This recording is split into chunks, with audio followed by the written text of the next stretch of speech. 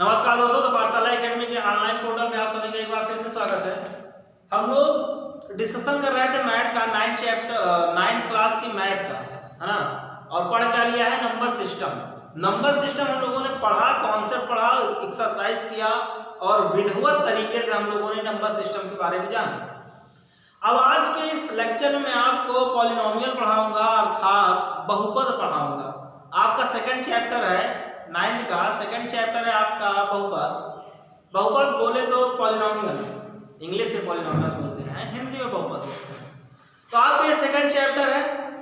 First chapter हम लोगों ने नंबर सिस्टम पढ़ा। नंबर सिस्टम हम लोगों ने खत्म किया, बहुत ही अच्छे तरीके से खत्म किया, एक बेहतरीन वे पे खत्म किया। आज हम लोग बहुपद की बात करेंगे और केवल बहुपद की बात करेंगे। पहले तो हम जानेंगे बहुपद होता क्या है, बहुपद है क्या, फिर इसके थोड़ा सा ऑपरेशंस के बारे में जानेंगे, अर्थात बहुपद कितने प्रकार के होते हैं।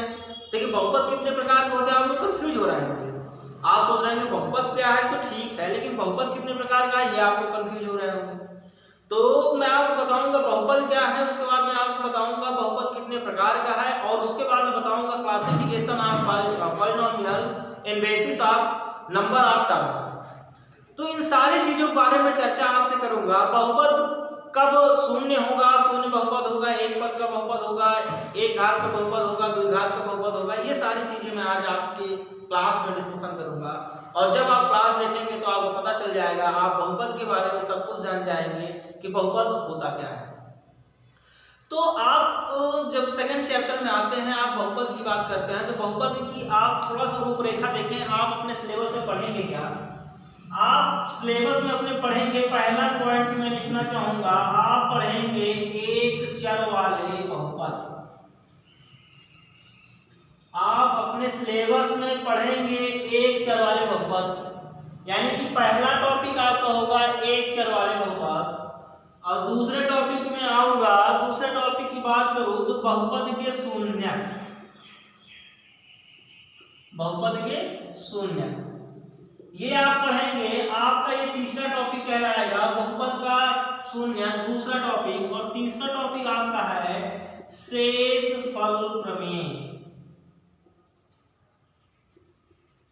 तीसरा टॉपिक आपका क्या है, शेषफल प्रमेय।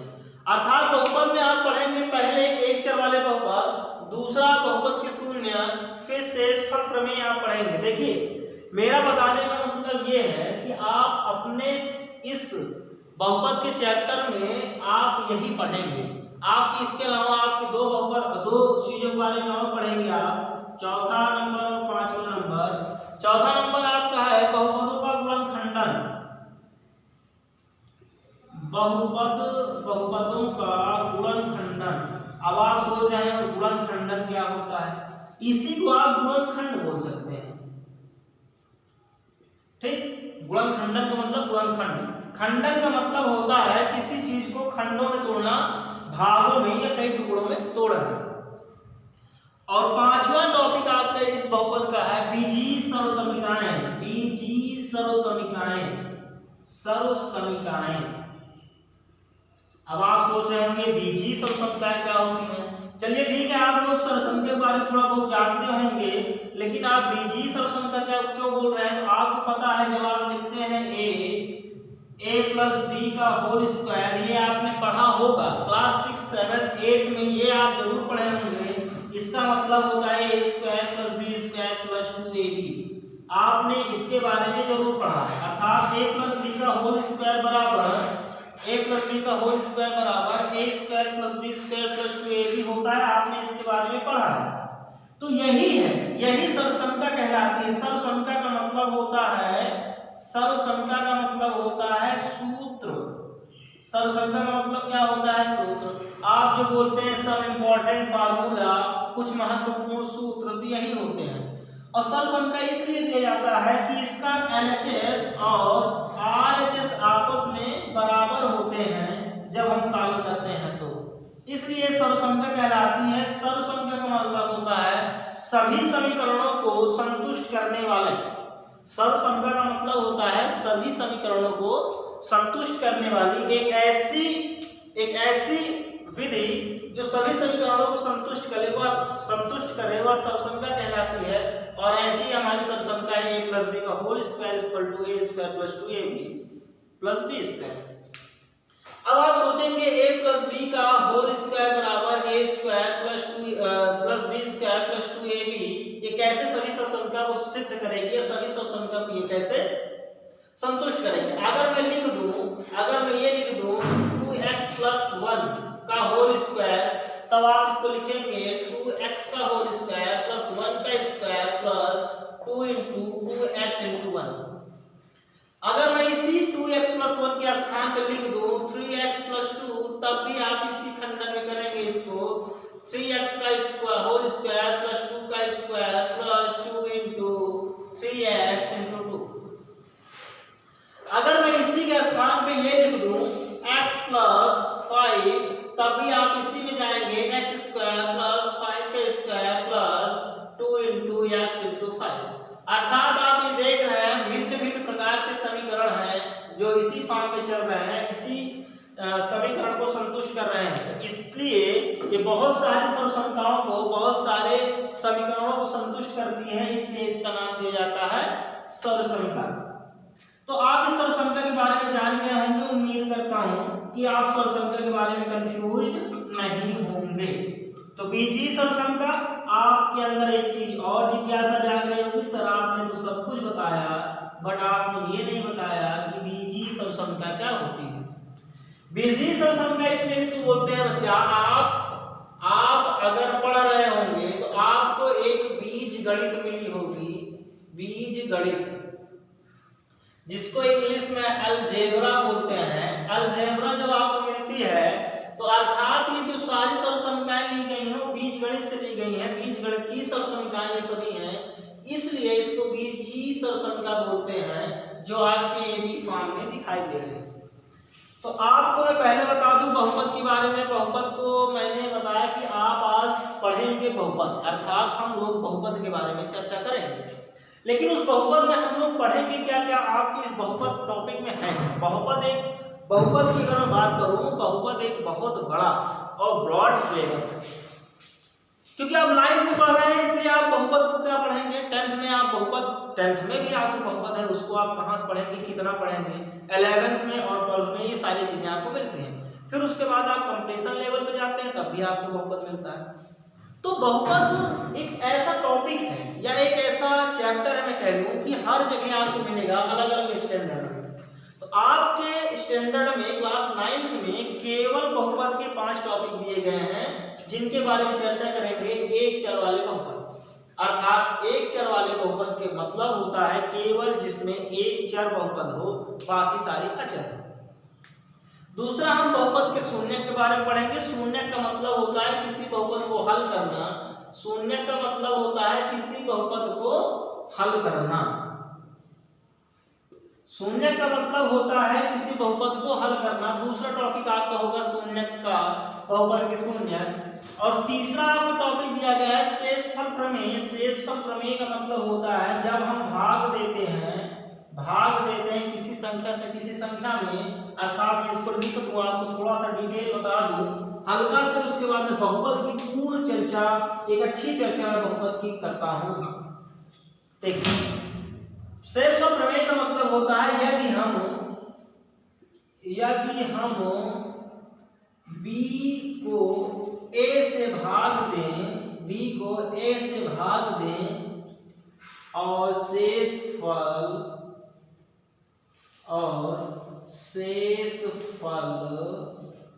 d आ जाए और भागफल c हो। आपने कभी भाग देना सीखा है, आप देखते होंगे 2 से 3 को हमने भाग दिया। जब आप 2 को 3 से भाग देते हैं, अर्थात 2 से 3 को भाग दे रहे हैं, तो आप देख रहे हैं 2 एकम 2, एक बार गया तो 2 एकम 2 लिखा, 3 में से 2 गया 1। अब यही एक जो बचा हुआ है भाग तो जाएगा नहीं 2 से, तो यही हो गया आपका शेष। ये क्या कहलाया, आपका शेष कहलाया, इसी को हम लिखते हैं शेषफल। और ये आपका जो 1 आया यहाँ पे 2 एकम 1 हुआ, एक बार गया, यही आपका कहलाता है भागफल। और ये जो 2 है, 2 की जब चर्चा करेंगे तो ये कहलाता है भाजक, अर्थात ऐसी संख्या जो किसी संख्या को काट रहा है भाजक कहलाता है। और ये जो आपको 3 बीच में लिखा हुआ दिख रहा है ये आपका होता है भाज्य, अर्थात ऐसी संख्या जो कटने के लिए तैयार है किसी दूसरी संख्या से।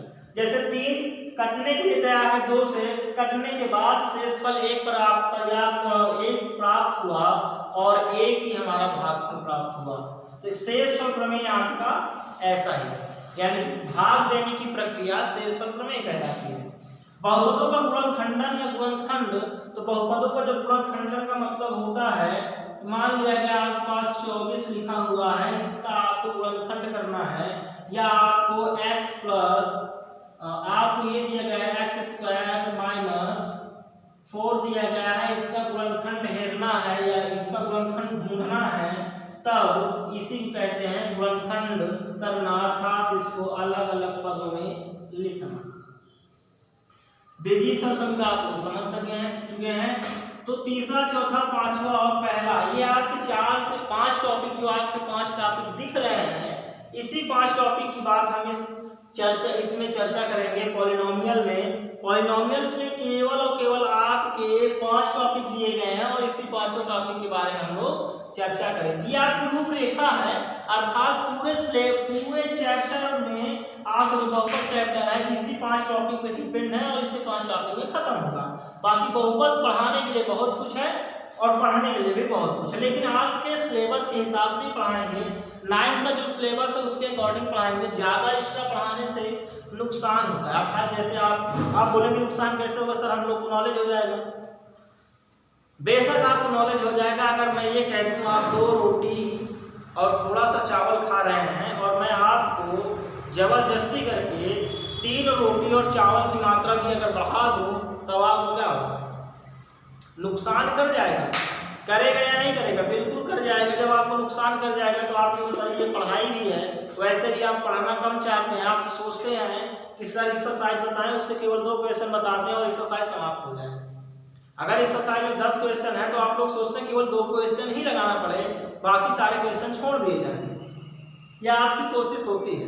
तो आप ज़्यादा आपको पढ़ाना नुकसानदायक हो सकता है। नुकसानदायक होने का मतलब ये, जितना टॉपिक में है उतना आपको पढ़ाया जाए, अच्छे से पढ़ाया जाए, उसी को पढ़ा जाए आप अपने टॉपिक को, और कुछ एक्स्ट्रा नॉलेज आपको वो दिया जाए जो आप व्यवहारिक नॉलेज आपका है उसको बढ़ाया जाए। बाकी ये बहुपद आप यहाँ पढ़ेंगे, आप 10th क्लास में जाएंगे फिर से बहुपद आप पढ़ेंगे। इसलिए हम लोग इसी 5 टॉपिक की बात करेंगे। इस 5 टॉपिक के अलावा हम कहीं और भटकेंगे नहीं। आइए मैं टॉपिक की बात करता हूँ और बहुपद के बारे में जान लेता हूँ। अर्थात हम लोग बहुपद के अंदर कितना पढ़ेंगे ये मैंने आपको बताया। अब हम लोग बहुपद क्या होता है इसको थोड़ा सा जान लें, जानने का प्रयास करें। एक परिचर्चा हम लोग करते हैं कि बहुपद आखिर होता क्या है, किस टाइप के बहुपद होते हैं, कितने प्रकार के बहुपद होते हैं, ये सारी चीजें मैं आपके सामने रख रहा हूँ और जानते हैं इन सब चीजों के बारे में। तो आइए पहले बहुपद को मैं हिंदी बहुपद जो लिखा हुआ है इसके मैं इसको 2 खंडों में तोड़ूं। अगर इस बहुपद को मैं 2 खंडों में तोड़ूं तो आप पाएंगे बहु प्लस पद।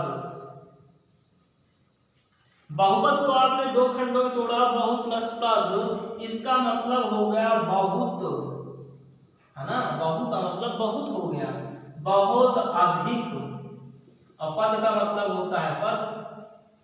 तो आप यहां से एक डिफिनेशन आपको निकल के आएगी, एक ऐसा बहुपद या एक ऐसा व्यंजक जिसमें बहुत सारे पद हों, बहुत सारे या बहुत ढेर पद हों, बहुपद कहलाता है। ठीक, अब आपकी एक डिफिनीशन निकल के आई है जो आपकी एक टेम्परेरी डिफिनीशन है। टेम्परेरी डिफिनीशन का मतलब होता है, ये मैंने अपने हिसाब से बताया कि आपको समझ में आया, लेकिन आपकी किताबी डिफिनीशन क्या है मैं उसको भी बताऊंगा। तो बहुपद को मैंने 2 खंडों में बांटा, बहु प्लस पद। बहु का मतलब मैंने माना बहुपद, यानी कि बहु का मतलब मैंने माना बहुत अधिक मात्रा में हो पद। क्या, तो एक ऐसा व्यंजक जिसमें बहुत सारे पद हों या बहुत ढेर सारे पद हों तो वह कहलाता है बहुपद, है ना। यानी कि आप कहेंगे ये कैसे सर, तो आप उसका एग्जांपल लिख सकते हैं। एग्जांपल के तौर पे आप लिख सकते हैं जैसे आप 3x² + 6x + 2। इसमें आपको बहुपद में कितने पद दिख रहे हैं, 1 2 और 3 पद आपको दिख रहे हैं। अब आप लिखना चाहें तो आप ये भी लिख सकते हैं 6⁴ + 3x³ + 2x² + 6x + 1। अब आप देखिए इसमें पदों की संख्या कितनी है, ज्यादा हो गए ना, 1 2 3 4 और ये 5। तो आपने यहाँ देखा पदों की संख्या यहाँ पे 3 है और आपने यहाँ देखा पदों की संख्या 5 है, तो अर्थात पदों की संख्या बढ़ रही है ना। तो यानी कि बहुत ढेर सारे पद आपको मिल रहे हैं, 3 5 ऐसे 7 8 और n टाइप तक, n तक मिलेंगे। अर्थात बहुपदों की संख्या जिसमें अधिक हो वह क्या कहलाता है, आपका बहुपद कहलाता है। अब ये आपकी डिफिनीशन रही, मैं आपको थोड़ा सा इंग्लिश की ओर लेके चलता हूँ। ये तो आपकी हिंदी डिफिनीशन रही, हिंदी तरीके से मैंने बताया, आपको थोड़ा समझाया। अब मैं थोड़ा सा इंग्लिश टर्म से लेके चलता हूँ कि इंग्लिश टर्म से इसकी डिफिनीशन क्या बन सकती है, और आपकी किताबी डिफिनीशन जो आपकी बुक में दी गई है उसको मैं इससे रिलेट करता हूँ। पॉलिनोमियल को अगर मैं तोड़ूं दो खंडों में तो आप पाएंगे पॉली और यहाँ पे पाएंगे आप नोमियल। पॉली एक यूनानी शब्द है, पॉली एक यूनानी शब्द है, यूनानी शब्द अर्थात ये यूनानी वर्ड है। क्या है ये, यूनानी वर्ड है। पॉली एक यूनानी वर्ड है और इसका मतलब होता है बहुत, इसका मतलब होता है बहुत से। पॉली एक यूनानी शब्द है, इसका मतलब होता है बहुत से। नॉमियल आपका कहलाता है पद, नॉमियल आपका कहलाता है क्या, पद। तो बहुत से पद अर्थात बहुत से पद मिलकर बनाते हैं आपका भैया बहुपद। क्या बनाते हैं, बहुपद बनाते हैं। बहुत से पद मिलकर आपका क्या बनाते हैं, बहुपद बनाते हैं। तो मैंने आपको हिंदी डिफिनीशन हिंदी से समझाया, वही डिफिनीशन यहाँ से भी निकल के आ रही है। तब आपकी किताबी डिफिनीशन लिखी हुई है, मैं उसको लिखने का प्रयास करूँ तो आप देखेंगे मैं किताबी डिफिनीशन की ओर अगर जाऊँ तो एक ऐसा बीजी बन जाए, लिखेंगे परिभाषा बहुपद की, बहुपद की परिभाषा अगर मैं लिखना चाहूँ तो आप लिखेंगे एक ऐसा बीजी व्यंजक, एक ऐसा बीजी व्यंजक जिसमें बहुत ढेर सारे पद हों। कहने का मतलब एक ऐसा बीजी व्यंजक जिसमें 2 या 2 से अधिक या बहुत ढेर सारे, एक ऐसा बीजी व्यंजक जिसमें 2 या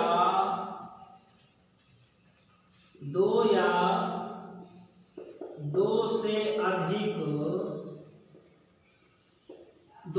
से अधिक या बहुत सारे पद हों, बहुपद कहलाता है। क्या कहलाता है, बहुपद कहलाता है।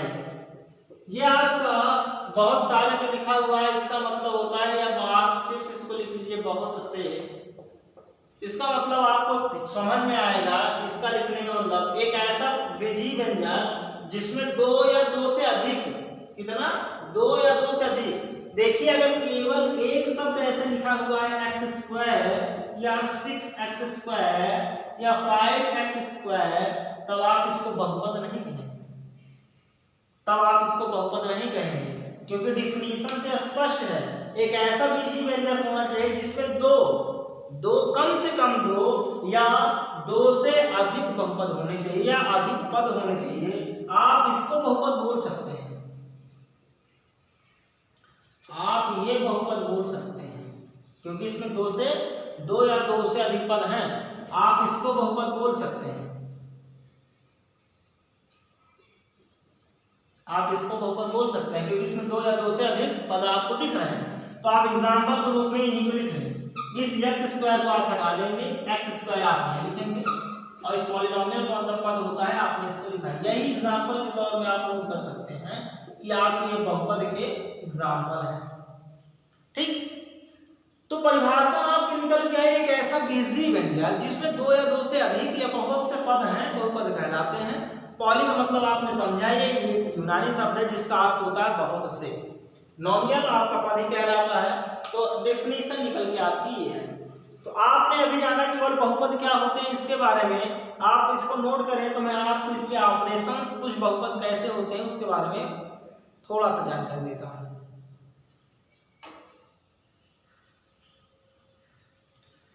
देखिए इसी में एग्जांपल आपने नोट कर लिया होगा, इसी के नीचे आप एक और लिख लीजिए n घात वाले बहुपद जो होते हैं। जैसे कि बहुपदों की संख्या बहुत ढेर सारी हो गई।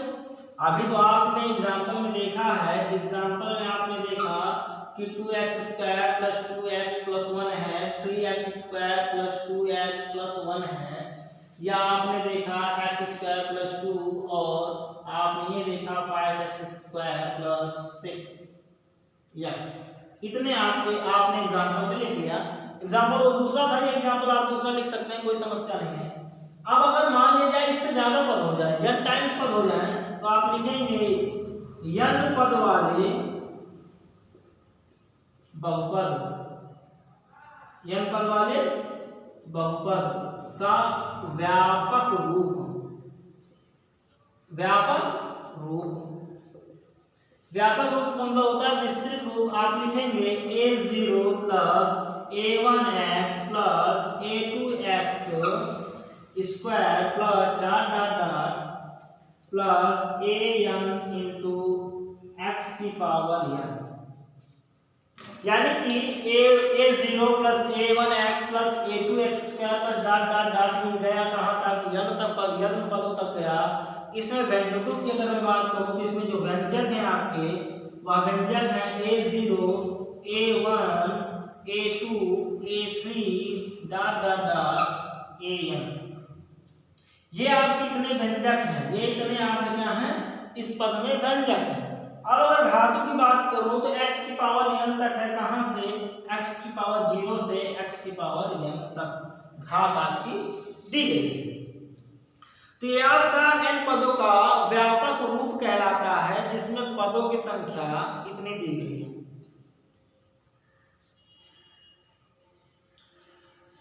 और सबसे बड़ी बात यह है, आप एक चीज जरूर ध्यान देंगे, ये चीज आपके अंदर होना चाहिए, पता होना चाहिए, हमेशा एक रियल नंबर ही होना चाहिए।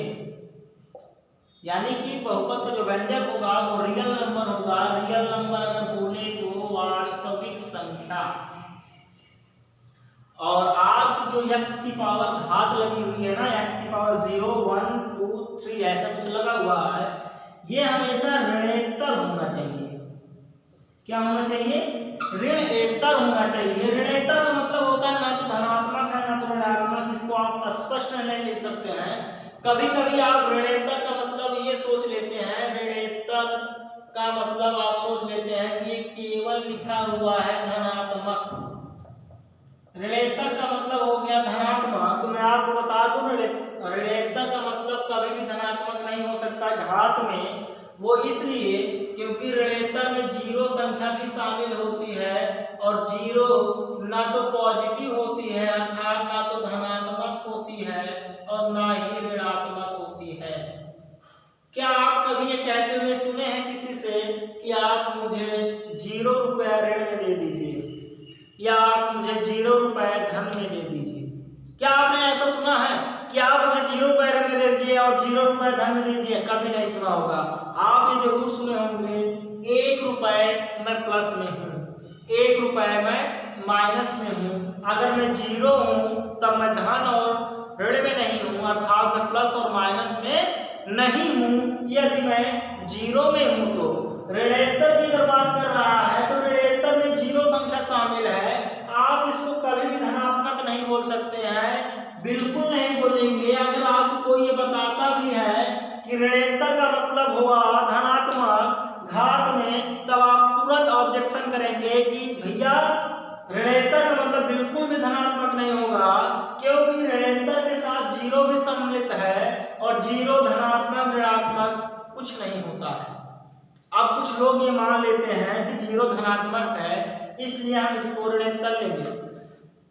0 होना एक तरह से पॉजिटिविटी में आता है, अर्थात 0 होना एक पॉजिटिव केस कहलाता है। जैसे मान लूं मैं, इसलिए कि माना मेरे पास 5 लाख का उधार था, किसी का उधार होने का मतलब लोन था, है ना, कितने का लोन था, मैंने इसको चुकता कर दिया, अर्थात मैंने इसका चुकता कर दिया, बैंक में इसको क्या किया, मैंने जमा कर दिया।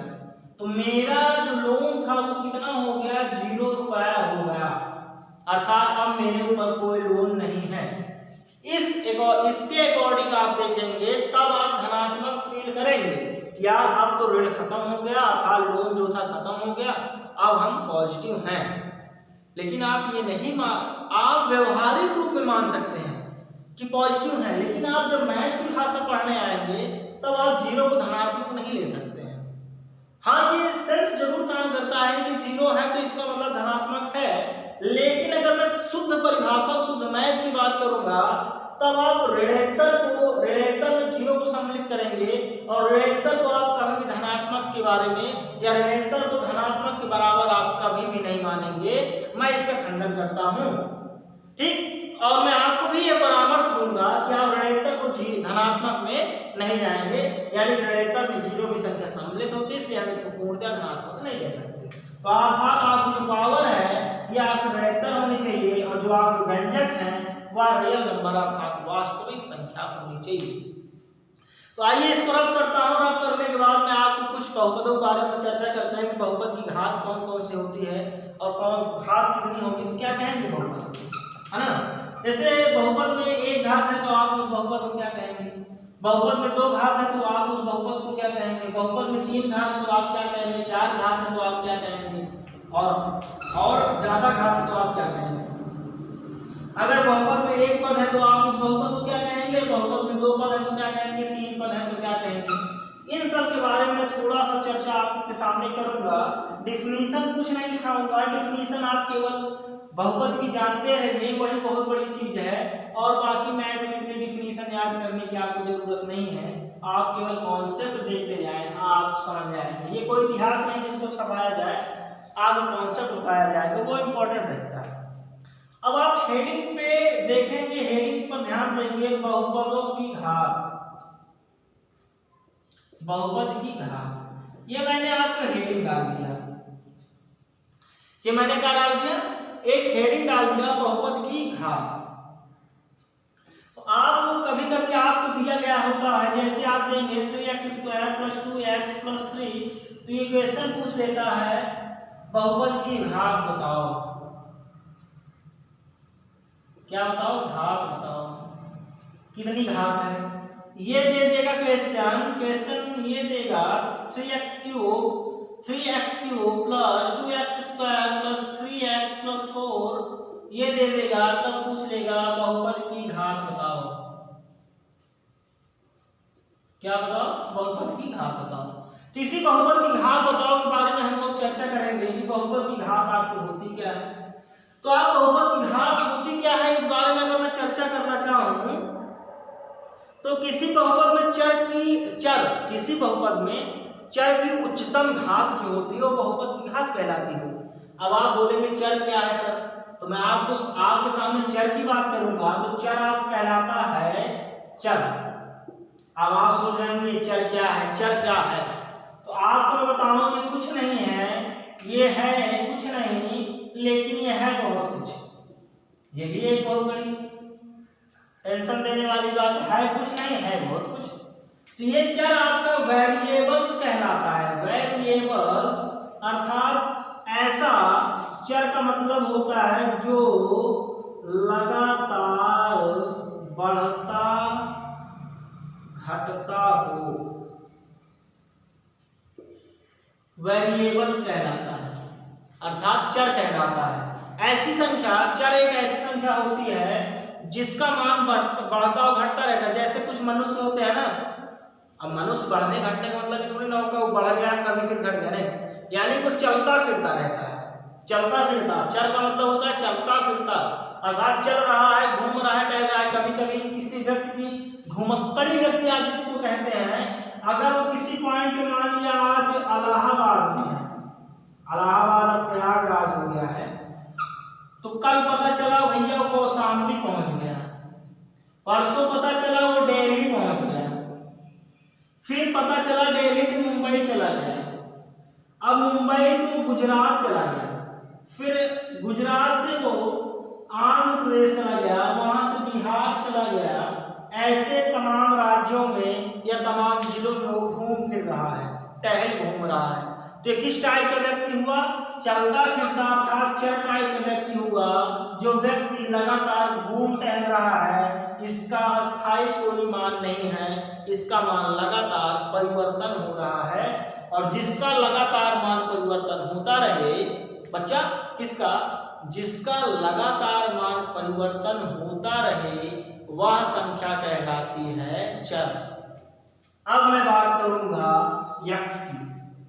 यक्स एक ऐसी वैल्यू है जिसका मान 0, कभी 1, कभी 2, कभी 3, कभी 4, कभी 5 तो डॉट डॉट डॉट, कभी 10, कभी 11 डॉट डॉट डॉट, ये अनंत तक होता है। अर्थात यक्स का मान कंटिन्यू बढ़ता घटता रहता है। आपने कभी कभी यक्स का मान देखा होगा 0 मान लिया जाता है, कभी कभी यक्स का मान 1 होता है, कभी एक्स का मान 2, कभी 3, कभी 10, कभी 11, कभी 100, कभी 200, कभी 500, 1000 और डॉट डॉट ये अनंत तक होता है। इसी तरह y का मान भी होता है जो कभी कभी ऐसे बढ़ते रहते हैं, y का मान भी ऐसे अनंत तक जाता है। अर्थात x, y, a b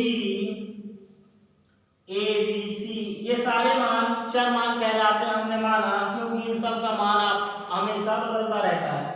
अगर आपसे कोई ये लिखकर पूछ दे कि भैया ये बताओ 2 और 3 लिखा है, क्या 2 चर राशि है या अचर राशि है, तो आप क्या बताएंगे? अगर आपसे मैं पूछूं 2 चर है या अचर है, 2 क्या है? मैं अगर आपसे पूछूं 2 चर राशि है या अचर राशि है, तो आपका आंसर आएगा अचर राशि है। क्या है? अचर राशि है, क्योंकि अगर 2 2 है तो ये कभी भी 3 नहीं होगा, इसका मान फिक्स है, यह हमेशा 2 रहेगा। चर का मतलब होता है लगातार उसका मान परिवर्तन हो रहा है, और अचर का मतलब होता है उसका मान परिवर्तन नहीं हो रहा है। जैसे 1 लिख दिया गया है, अब ये 1 कभी भी 2 नहीं बनेगा। हम जैसे आज 1 पढ़ रहे हैं, 2 पढ़ रहे हैं, 3, 4, 5, 6, 7, 8, 9 और 10।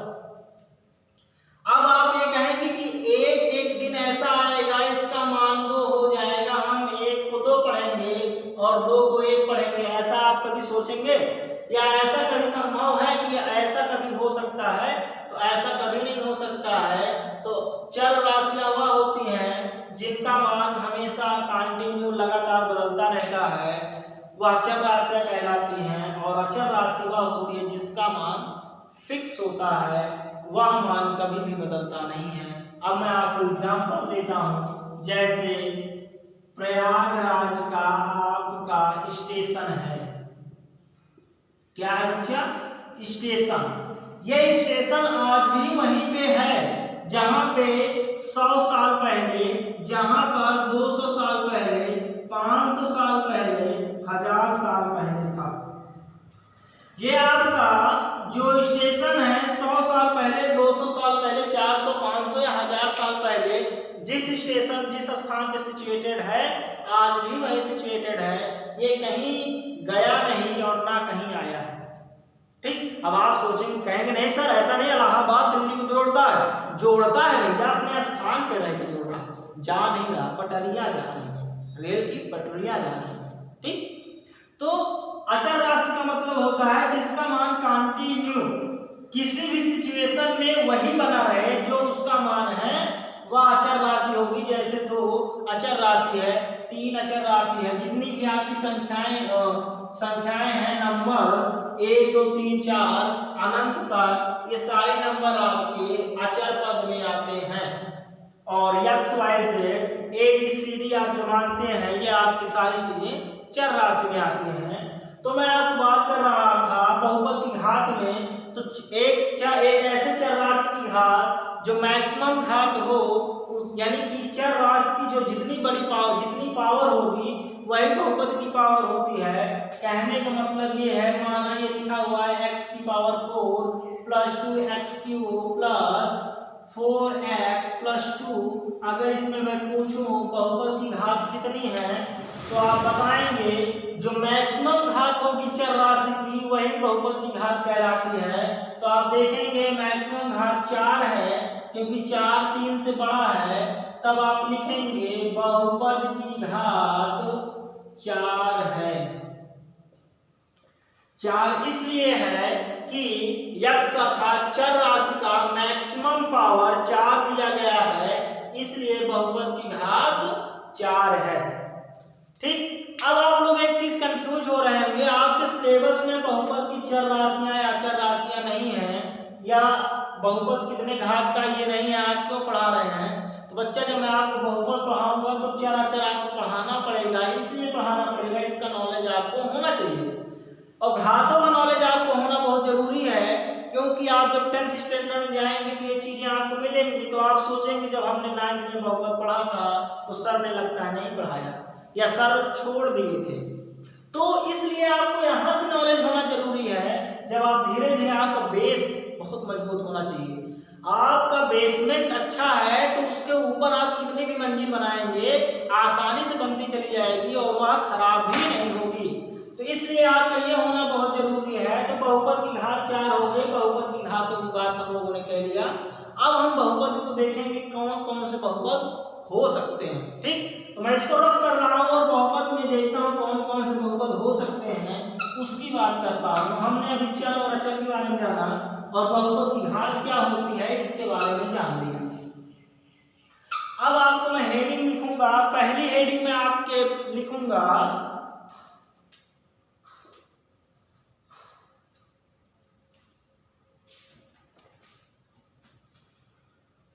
आप हेडिंग लिखेंगे रैखिक बहुपद।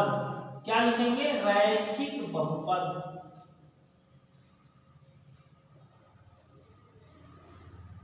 आप इस बहुपद में बहुत सारे एग्जांपल लिख सकते हैं, ऐसा नहीं मैंने 4 बताया तो आप 4 ही मान लें। x की पावर क्यूब अर्थात x³ + 2x + 1 लिखा है, इसमें बहुपद की घात आपको 3 मिलेगी। ठीक, कितनी है? 3 है। बहुपद की घात कितनी है भैया? यहाँ पे 3 है। अगर आप x² + 2x + 1 लिख दिए हैं, यहाँ पे बहुपद की घात 2 है, क्योंकि मैक्सिमम पावर कितनी है? 2। और आप और लिख लीजिए 4x की power 4 plus 3x³ plus 2x² plus 2। यहाँ पे बहुपद की जो घात है, यहाँ बहुपद की घात कितनी है भैया? 4। और आप ये भी लिख सकते हैं x + 2 और यहाँ पे आप बहुपद की घात लिखेंगे, बहुपद की घात 1 है। ठीक, ये सारे एग्जाम्पल आप बहुपद की घात में लिख सकते हैं। तो आइए हम लोग रैखिक बहुपद की बात करें। रैखिक बहुपद का मतलब होता है यह एक घात वाला बहुपद होता है। कैसा? एक घात वाला बहुपद, एक घात वाला बहुपद रैखिक बहुपद कहलाता है।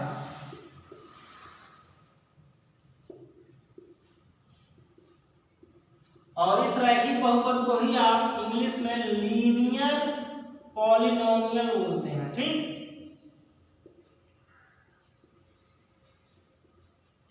तो एक घात वाले बहुपद को रैखिक बहुपद कहते हैं। और आप एग्जाम्पल लेंगे, इसका मतलब हुआ एक घात का मतलब x + 2 जो आपने ये लिखा, x + 5 या 5x + 2, या आप एग्जाम्पल लिख सकते हैं 6x + 1, या आप लिख सकते हैं 10x + 6।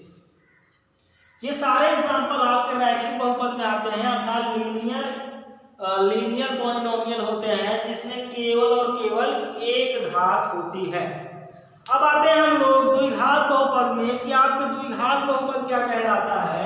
तो आप यहाँ पे इसको आप पहला, इसको आप दूसरा मान लेंगे, इस पॉइंट को आप तीसरा पॉइंट लिखेंगे। आपका द्विघात बहुपद। क्या हो गया आपका द्विघात बहुपद, क्वाड्रेटिक पॉलिनोमियल, क्वाड्रेटिक पॉलिनोमियल आपका जो हो गया ये, और इसको कहेंगे द्विघात बहुपद। अब कैसे कहेंगे, ऐसा बहुपद जिसकी घात 2 कितनी हो, जिसकी घात 2 हो, द्विघात बहुपद कहलाता है। क्या कहलाता भैया, द्विघात बहुपद। ऐसा पॉलिनोमियल जिसकी द्विघात, ऐसा बहुपद जिसकी घात 2 हो, द्विघात बहुपद कहलाता है। और एग्जांपल में आप लिखेंगे 2x² + 2x + 1, 3x² + x + 1। ये आपके एग्जांपल हैं द्विघात बहुपद के। आप देख रहे हैं घात कितनी है यहाँ पे 2, ये आपको होगा द्विघात बहुपद, क्वाड्रेटिक पॉलिनोमियल। आप इसको नोट करेंगे, अगर करना चाहे तो, नहीं तो मत करिए, आप स्क्रीनशॉट ले लें, बहुत है। मैं आगे चल रहा हूँ, आपको बताता हूँ द्विघात बहुपद के बारे में।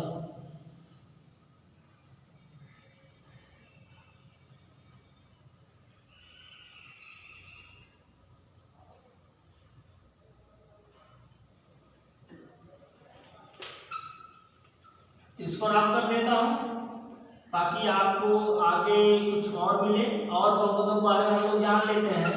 आप लोग केवल जानते चलिए कि बहुपद क्या होते हैं, जरूरी नहीं कि आप इन सबको नोट करें। आप केवल जानते रहिए कि बहुपद ये होता है, क्योंकि ये कॉन्सेप्ट है। आप अगर आपसे कोई पूछ लेगा बहुपद की घात कितनी है, आपके सामने आंसर लिखा, आप बता देंगे। एक पद वाले बहुपद क्या कहते हैं, आप बता देंगे। एक घात वाले बहुपद क्या कहते हैं, आप बता देंगे। रैखिक बहुपद, द्विघात वाले को द्विघात बहुपद। ठीक, अब आइए थोड़ा सा जानते हैं। तो हम लोगों ने एक घात बहुपद, द्विघात बहुपद के बारे में पढ़ा। अब आप चौथी हेडिंग डालेंगे त्रिघात बहुपद। क्या, त्रिघात बहुपद। इसका मतलब होता है cubic polynomial, cubic polynomial. Cubic polynomial का मतलब हुआ ऐसा बहुपद जिसकी घात 3 हो। ऐसा बहुपद जिसकी घात 3 हो, ऐसा बहुपद जिसकी घात कितनी हो भैया, 3 हो, कौन कहलाता है, त्रिघात बहुपद कहलाता है। क्या कहलाता है, त्रिघात बहुपद कहलाता है। एग्जाम्पल आप लिखेंगे 3x³ + 2x² + 2x + 1। एग्जाम्पल आप लिखेंगे 4x³ + 2x² + 3x + 5। फिर आप एग्जाम्पल लिख सकते हैं 6x³ + 2 + 4x² + 5x + 11। ये सारे बहुपद आपके त्रिघात बहुपद हैं। आप देख रहे हैं यहाँ घातों की संख्या 3 है। ठीक, अब आप एक और लिख सकते हैं, पांचवी हेडिंग आप डाल लेंगे, आपका हो जाएगा चतुर्थ घात बहुपद। चतुर्थ घात बहुपद, इसको आप इंग्लिश में कहेंगे बाई क्वाड्रेटिक पॉलिनोमियल। इसका मतलब ऐसा जिसकी घात 4 हो, जिसकी घात 4 हो, जिसकी घात 4 हो, चतुर्थ घात बहुपद कहलाता है। चतुर्थ घात बहुपद कहलाता है। जिसकी 4 घात हो, चतुर्थ घात बहुपद कहलाता है। एग्जाम्पल आप लिखना चाहेंगे 6x⁴ + 5x³ + 2x² + 3x + 5। फिर आप एग्जाम्पल और एक और ले लेते हैं 7x⁴ + 3x³ + x² + 6x + 8। ये सारे एग्जाम्पल आप देख रहे हैं, चतुर्थ घात बहुपद कहलाता है जिसमें घातों की संख्या 4 है। तो आपके इतने टाइप्स के बहुपद हुए, बहुपद घात हमने सीखा, एक पदी बहुपद अर्थात एक घात वाला बहुपद रैखिक बहुपद, दो घात बहुपद, त्रिघात बहुपद और चतुर्थ घात बहुपद के बारे में सीखा। अब आइए इसमें एक तरीका मैं आपको बता दूं, तरीका क्या हो सकता है। आप एक तरीका, बेहतरीन तरीका जिसमें आप एक ही नजर में सभी को याद रखेंगे, आपको कहीं और ढूंढने की जरूरत नहीं पड़ेगी। अगर आप लक बाई चांस आपने डिफिनीशन आपको भूल गए, डिफिनीशन आप भूल गए तो आप कैसे याद करेंगे। तो याद करने का तरीका मैं आपको बता दूं, बहुपद आपने ये लिखा, याद हो गया बहुपद। हमने जिन चीजों के बारे में पढ़ा है उन चीजों को यहाँ मेंशन कर लेंगे बस। पहले पढ़ा एक घात, एक घात वाला, तो इसका मतलब रैखिक बहुपद।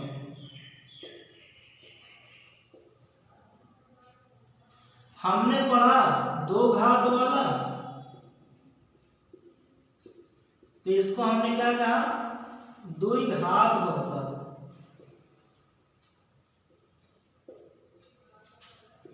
फिर हमने पढ़ा तीन घात वाला और हमने इसको कहा त्रिघात बहुपद। फिर हमने पढ़ा चार घात वाला, और चार घात वाला बहुपद होता है, कहलाता है चतुर्थ घात बहुपद। चतुर्थ घात बहुपद ये आपका बहुपद रहा। क्या रहा आपका ये आपका बहुपद। एक नजर में आपको बहुपद देखने को मिल गया, कहीं और आपको बहुपद खोजने की जरूरत नहीं है, आपको सिर्फ एक नजर में बहुपद मिल गया। ये इंपॉर्टेंट है। अगर आपने सिर्फ इतना जान लिया जो मैंने आपको कहानी पूरी बताई, उसके अलावा उसको छोड़कर आप सिर्फ इतना याद रखेंगे, इतना ही आपको ध्यान रहा, ये जो लिखा हुआ है ये पूरा बॉक्स में, तो आपको बता रहा हूं आपको ये सब डिफिनीशन याद करने की आवश्यकता नहीं है, क्योंकि आपने इसी के बारे में सब कुछ जान लिया, इसलिए आपका ये सब कुछ सही हो गया। ठीक, अब आपका एक लास्ट इसमें बचता है जिसको हम लोग पढ़ लें तो आपका लगभग बहुपद कंप्लीट हो जाएगा। दो टॉपिक, उसके बाद हम लोग एक्सरसाइज करेंगे। तो आप देखिए, इसको पहले मैं रफ कर रहा हूँ, आप ये नीचे वाला जो है इसको आप जरूर नोट कर लें। इसके लिए मैं आपको फोर्स करूंगा कि आप उसको जरूर नोट करें, क्योंकि ये बहुत ही आवश्यक है। अर्थात जो बॉक्स में बना हुआ है इसको आप नोट कर लें, ये आपके लिए इंपॉर्टेंट रखता है। नोट हो गया होगा उम्मीद करता हूँ।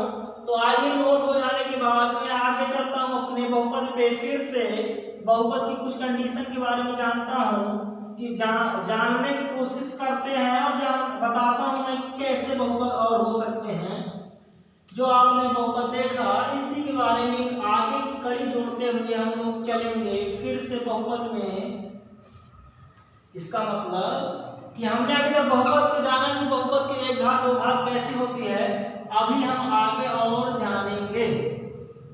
ठीक,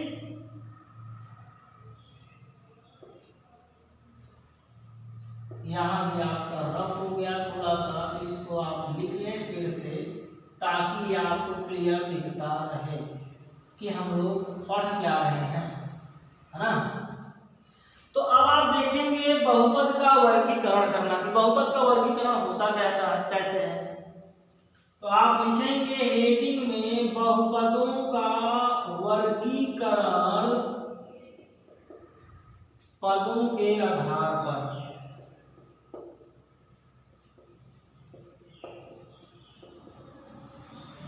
बहुपदों का वर्गीकरण आप पढ़ेंगे पदों के आधार पर, यानी कि classification of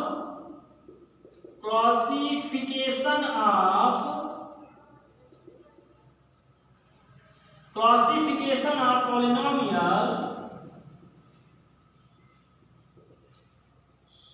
classification of polynomials in the basis of terms, in the basis of term। Term का मतलब होता है पद, है ना।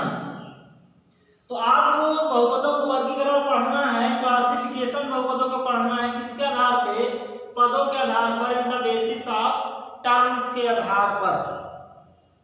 इसमें पहले हेडिंग आप डाल देंगे यानी कि बहुपदों के वर्गीकरण में एक पदी बहुपद जो आपके सिलेबस में है, एक पदी बहुपद आपने इसमें पढ़ा, यानी कि आपका टॉपिक सेकंड क्लियर होने जा रहा है। पहला टॉपिक आपका क्लियर हुआ कि बहुपद कैसे होगा, वो हुआ। अब आप देख रहे होंगे एक पदी बहुपद क्या है, इसके बारे में हम लोग देखेंगे।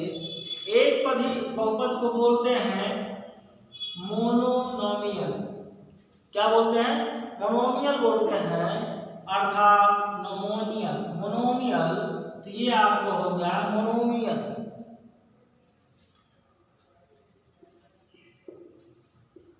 एक पदी बहुपद का मतलब होता है ऐसा बहुपद जिसमें एक ही पद हो, एक पदी बहुपद कहलाता है। ऐसा बहुपद आप लिख सकते हैं, ऐसा बहुपद जिसमें केवल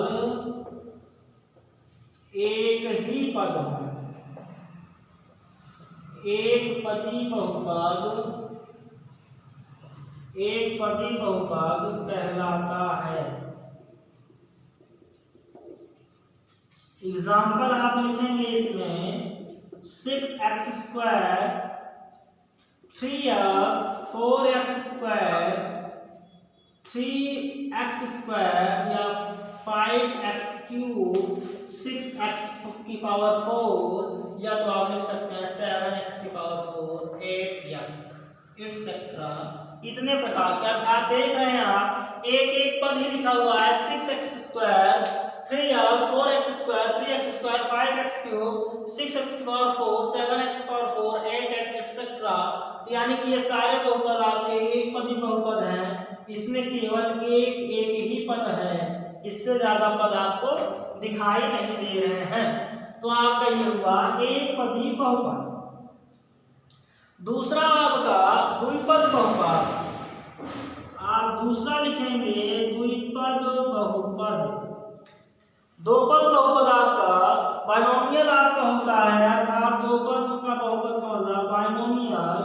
तो आपका जो बाइनोमियल होता है अर्थात दो घात वाला बहुपद, दो बहुपद, द्विपद बहुपद, इसका मतलब होता है जिसमें केवल दो पद हो,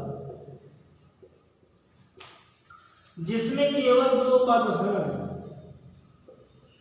द्विपद बहुपद कहलाता है।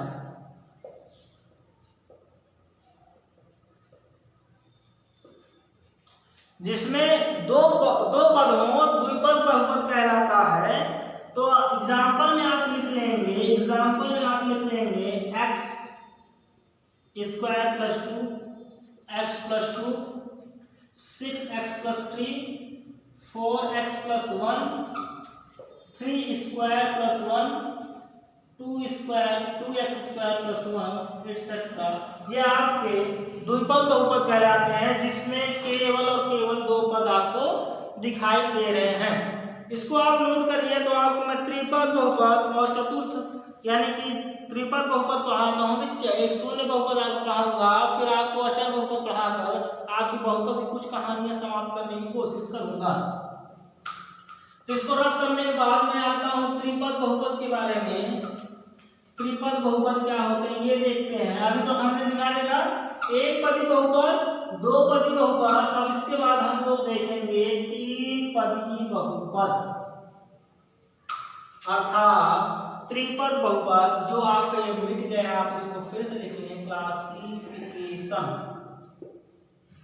ठीक, ये हुआ आपका क्लासिफिकेशन। तीसरी हेडिंग आपको इसमें है त्रिपद। त्रिपद बहुपद यानी कि त्रिपद बहुपद का मतलब होता है तीन ऐसा बहुपद जिसमें तीन पद हो, ऐसा बहुपद जिसमें तीन पद हो, अर्थात ट्राइनोमियल हो, है ना। ट्राइनोमियल कहने का मतलब ऐसा बहुपद जिसमें तीन पद हो, त्रिपद बहुपद कहलाता है।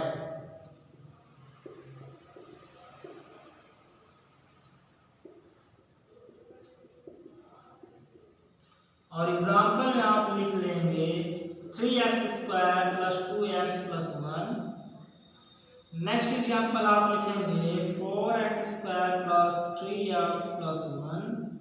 ठीक, फिर आप लिखेंगे 5x² + 2x + 3। ये आपके त्रिपद बहुपद हुआ। अब आपका बहुपद नेक्स्ट बहुपद की ओर चलेंगे, शून्य बहुपद अर्थात जीरो बहुपद। शून्य बहुपद कैसा? शून्य बहुपद की बात कर रहा हूं मैं, अर्थात जीरो पॉलिनोमियल अर्थात जीरो नोमियल। देखिए हम लोग जीरो नोमियल की बात कर रहे हैं, इसका मतलब हुआ ऐसा बहुपद जिसके गुणांक शून्य हो। आप लिखेंगे ऐसा बहुपद जिसके सभी गुणांक शून्य हो। सभी गुणांक आप क्या हो? शून्य हो। शून्य बहुपद कहलाता है, शून्य बहुपद कहलाता है। एग्जाम्पल आप लिखेंगे 0x² + 0 × x + 0। ये आपका शून्य बहुपद हुआ। अब आपका एक हेडिंग आप डालेंगे अचर बहुपद। अचर बहुपद का मतलब कांस्टेंट नोमियल। आपका जो कांस्टेंट नोमियल होता है इसमें केवल और केवल अचर पद होते हैं। इसका मतलब अचर पद का मतलब जैसे 6 लिखा हुआ है, ये अचर बहुपद है। √3 लिखा हुआ है, अचर बहुपद है। √5 लिखा हुआ है, अचर बहुपद है। केवल 5 लिखा हुआ है, अचर बहुपद है। केवल 7 लिखा हुआ है, अचर बहुपद है। इस प्रकार का जिसमें केवल अचर पद ही हो वह अचर बहुपद आपका कहलाता है। आप इसको नोट करें तो एक तरीका, एक ट्रिक मैं बताता हूं कि आप उस ट्रिक से कैसे इसको याद करेंगे। ट्रिक जब आप देख लेंगे तो ये सब जो मैंने लिखाया आपको लिखने की आवश्यकता नहीं पड़ेगी।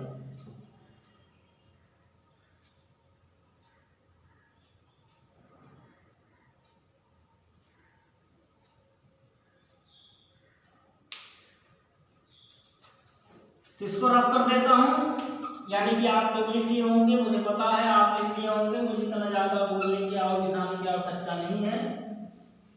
आप नोट कर लिए होंगे, उम्मीद करता हूं आप नोट किए होंगे। आइए एक ट्रिक पे चलते हैं, और ट्रिक सिर्फ पुरानी वाली जो हमने इसके पहले बताया, बहुपद। आपने लिखा वैसे ही बहुपद और मैंने ये लिख दिया बहुपद। अब आप यहाँ पे निशान बनाएंगे और बहुपद की चर्चा करेंगे। एक पद वाला जिसमें केवल और केवल एक पद होगा, एक पदी बहुपद कहलाएगा। क्या कहलाएगा? एक पदी बहुपद। दो पद वाला, और ये कहलाएगा द्विपद बहुपद।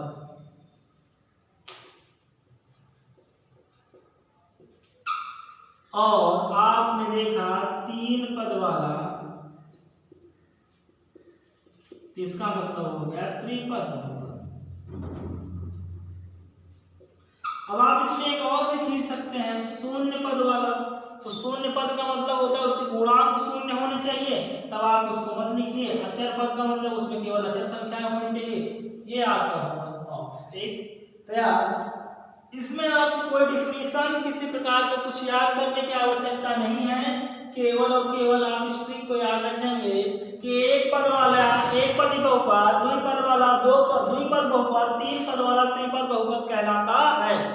जिसके गुणांक शून्य हो, शून्य बहुपद, और जिसमें केवल संख्याएं हो 1 2 3 6 5 √3 4 5 ये सब हो, वह अचर पद अचर बहुपद कहलाता है। ठीक, तो आगे पॉलिनोमियल की चीज हुआ। कुछ इंपॉर्टेंट चीज आपको एक चीज और बतानी है, इसको मैं रफ कर रहा हूँ, आप लोग नोट कर लिए होंगे, नहीं किए होंगे तो आप वीडियो को स्किप करेंगे पीछे और आप इसको देख लेंगे, यानी पीछे थोड़ा सा करेंगे वीडियो को, आप इसको लिख लेंगे ना। कुछ नोट और कुछ खास बातें आपको मैं बहुपद के बारे में बता दूं, और वो ये है कि शून्य बहुपद की कोई घात नहीं होती है। आप लिखेंगे शून्य बहुपद की कोई घात नहीं होती है, ठीक है। अगर आपसे जैसे मैंने पूछा 4 घात वाला तो आप बोलेंगे चतुर्थ घात बहुपद। अगर कोई ये पूछ ले शून्य बहुपद की कितनी घात होती है तो आप बताएंगे शून्य बहुपद की कोई घात नहीं होती है। उसी प्रकार आप दूसरे पॉइंट पे लिखेंगे, दूसरे पॉइंट पे आप लिखेंगे अचर बहुपद की घात, अचर बहुपद की घात, अचर बहुपद की घात सदैव शून्य होती है। अचर बहुपद की घात सदैव शून्य होती है। क्या होती है? शून्य होती है। अचर बहुपद की घात सदैव क्या होती है? शून्य होती है। ठीक, तो आपकी अचर बहुपद की बात हो गई कि शून्य बहुपद की कोई घात नहीं होती और अचर बहुपद की घात सदैव शून्य होती है। शून्य होने का मतलब आपको पता है, अगर x की पावर 0 लिखा हुआ है तो इसका मतलब घात इसकी कितनी है? शून्य, और इसका मान होता है 1। इस चीज को आप ध्यान देंगे। अगर किसी की पावर 0 हो गई तो उसका मान 1 हो जाता है। ठीक, जैसे मैं बोल दूं मेरे पास है ना 500 की पावर 0 रुपया है, तो मैं ये बोलूंगा मेरे पास केवल 1 रुपया है। अर्थात किसी भी चर राशि की घात अगर 0 होगी, किसी भी चर राशि की घात अगर 0 होगी तो उसका मान 1 के बराबर होगा। इसलिए अचर बहुपद की घात सदैव शून्य होती है। अब अगर आप बात करें बहुपद, आपका ये बहुपद रहा, अगर थोड़ा सा बहुपद की चर्चा और करें तो एक चीज और चर्चा कर सकते हैं, और मैं यहाँ आपको चर्चा करके दिखाऊंगा शून्यक। शून्यक आप कैसे निकालते हैं? बहुपद का शून्य तो आप निकालेंगे बहुपद का शून्य। तो देखिए मैं आपको बहुपद के शून्य के बारे में बता दूं कि बहुपद का शून्य होता क्या है, तो आप लिख लें। अच्छा, पहले तो बता देता हूं बहुपद के शून्यक, यह आपका टॉपिक है आपके सिलेबस का। बहुपद का शून्य यानी कि 0 ऑफ पॉलिनोमियल है ना, 0 ऑफ पॉलिनोमियल्स। तो आप देखेंगे एक f(x) लें, कोई एक f(x) लें, यानी कि फंक्शन आप कोई जब लेंगे, किसी आप फंक्शन की बात करेंगे। फंक्शन बोले तो जैसे आपने f(x) एक फंक्शन ले लिया, अगर मैं मान लूं जैसे f(x) बराबर मैंने लिख लिया x² + 2x + 1, इसको मैंने मान लिया ये आपका माइनस x² - 2x + 1। अगर मैं ये बोल दूं कि कोई एक वास्तविक संख्या a है, कोई एक वास्तविक संख्या a f(x) को जब सॉल्व करेंगे उसके बराबर 0 आ जाए तो यह एक शून्यक होगा। a एक शून्यक होगा f(x) का। अगर इसको मैं थोड़ा सा चेंज कर दूं, ये लिख दूं ax² - ax + a, या केवल ये लिखा हुआ हो x² - ax और यहाँ पे a लिख दूं। अगर मैं इसको लिखूं, या इसको आप 1 मान लीजिए, या ना मानकर आप 1 मान लीजिए। अगर आप इसको लिखें और ये वास्तविक संख्या a जो आपको दिख रहा है, इसको इस पर रखने पर उसका वैल्यू 0 हो जाए, उसकी वैल्यू 0 हो जाए, तब आपका एक शून्यक होगा। अर्थात शून्यक कुछ नहीं होता, fa बराबर 0 होना चाहिए। अर्थात किसी भी समीकरण में अगर वह वैल्यू रखें जिस वैल्यू को रखने पर उसका मान 0 आ जाए तो वह उसका एक शून्यक होता है। कैसे? आइए मैं आपको बताता हूँ शून्यक कैसे होता है, आपको समझ में कम आया होगा। शून्य डिफिनीशन से कम समझ में, उदाहरण से ज्यादा समझ में आती है। जैसे एग्जांपल लेता हूं मैं, आप एग्जांपल देखिए, आपके पास लिखा हुआ है 2x² माइनस 2x प्लस 1। अब ऐसा इसमें x के स्थान पे, इस x के स्थान पे मैं क्या रख दूं जिससे इस पूरे का मान बराबर 0 हो जाए। और ये अगर मैंने माना कि ये f(x) के बराबर है, तब आप x बराबर देखें, अगर 1 रख देते हैं तब देखता हूं मैं इसका मान क्या होता है। आप रखेंगे 2 इंटू x की वैल्यू 1, तो 1 के स्क्वायर माइनस 2 x की वैल्यू 1 प्लस 1। 2 1 का स्क्वायर करेंगे तो 1 रहेगा, और गुणा 2 से करेंगे तो 2 ही रहेगा। 2 माइनस 2 इंटू 1 मतलब 2 प्लस 1। 2 से 2 तो कैंसिल हो गया, लेकिन 1 शेष रहेगा, अर्थात x बराबर 1 नहीं हो सकता, डज नॉट इक्वल टू, आप इसको मानेंगे x बराबर 1 शून्यक नहीं है। क्या नहीं है? शून्यक नहीं है। अगर आप इसको परिवर्तन देखिए, अब x बराबर 1 इस समीकरण का शून्यक नहीं है। अब मैं समीकरण चेंज कर दूं, समीकरण चेंज करने का मतलब, अगर मैं ये चेंज करके लिख दूं, क्या अगर मैं चेंज करके लिख दूं कि ये हो जाए 2x² माइनस 3x प्लस 1। अब अगर आप यहाँ x बराबर 1 रखें तो देखिए क्या होता है, 2 इंटू 1 का स्क्वायर माइनस 3 इंटू 1 प्लस 1, क्योंकि x की वैल्यू आपने 1 रखा, 1 का स्क्वायर 1 होगा, और 2 का गुणा 1 से करेंगे तो नहीं आएगा, 2 प्लस माइनस का 3 प्लस का 1, है ना। 2 और 1 जुड़ गए, आप हो गया 3 माइनस 3 बराबर, अब आ गया आपका 0। आया 0 करके। अब आप देख रहे हैं x बराबर 1 इसका शून्य कहलाएगा, क्योंकि x बराबर 1 रखने पर यह मान संतुष्ट हो रहा है।